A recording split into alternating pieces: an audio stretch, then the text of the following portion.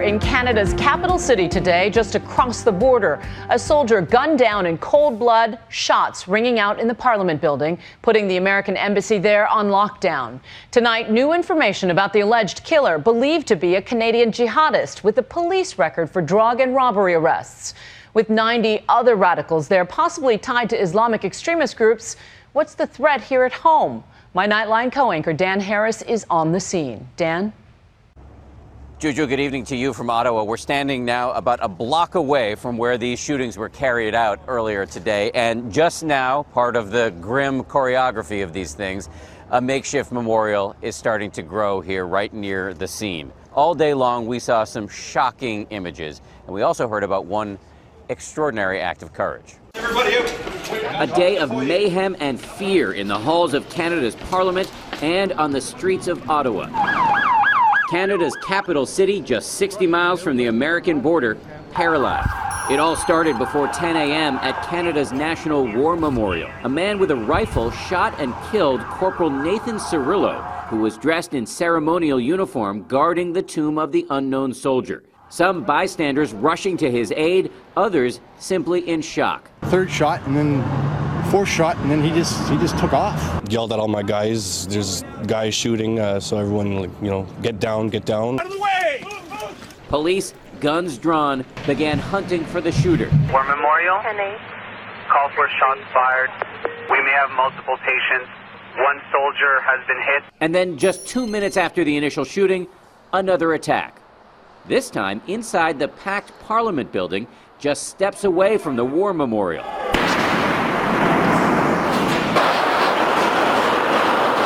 Reporter Josh Wingrove holding onto his camera through all of it.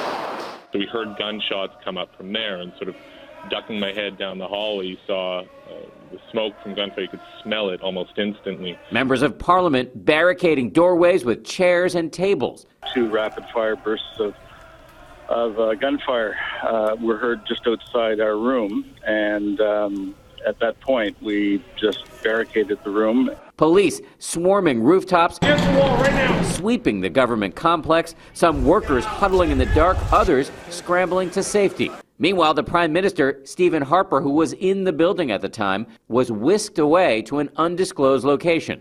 The rampage in the Parliament building finally ended when Sergeant-at-Arms Kevin Vickers shot and killed the gunman. Lawmakers taking to Twitter to praise Vickers as a hero.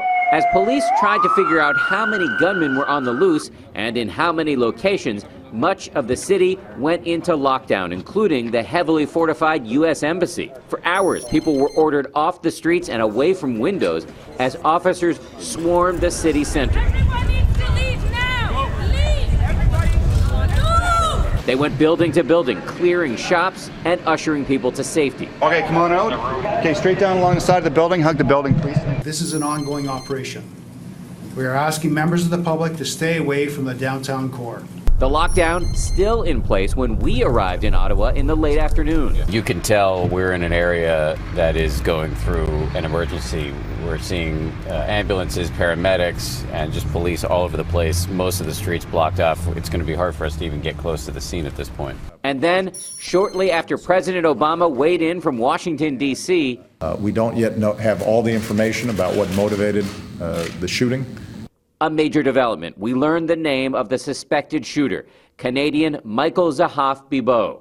Sources telling ABC News he was 32 years old, born in Canada, and a recent convert to Islam. Investigators in Canada and America immediately began hunting for clues on the suspect.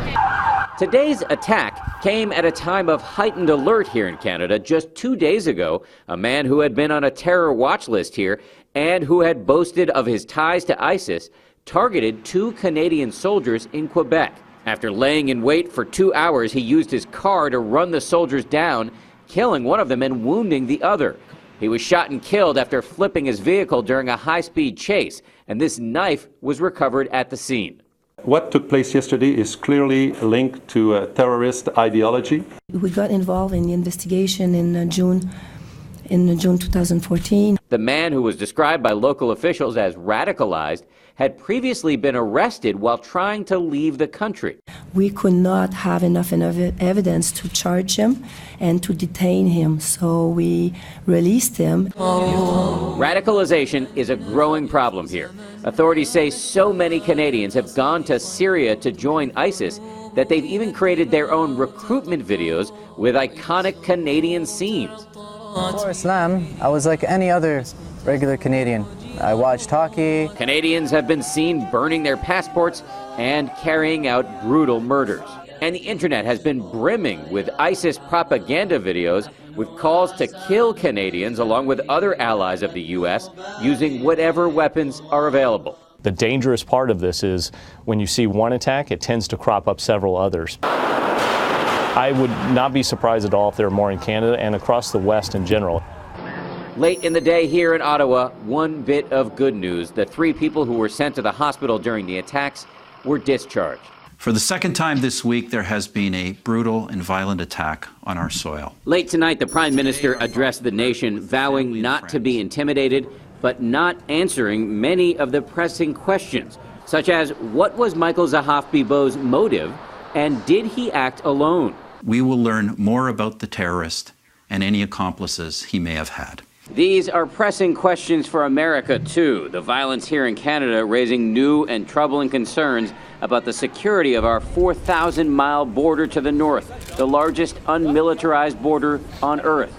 As we come on the air tonight, the area around Parliament here in Ottawa is still off limits as police conduct what they call an active and dynamic investigation. And this country, so new to this kind of violence, is dealing with shock, uncertainty, and some serious soul-searching to come. For Nightline, this is Dan Harris in Ottawa, Canada.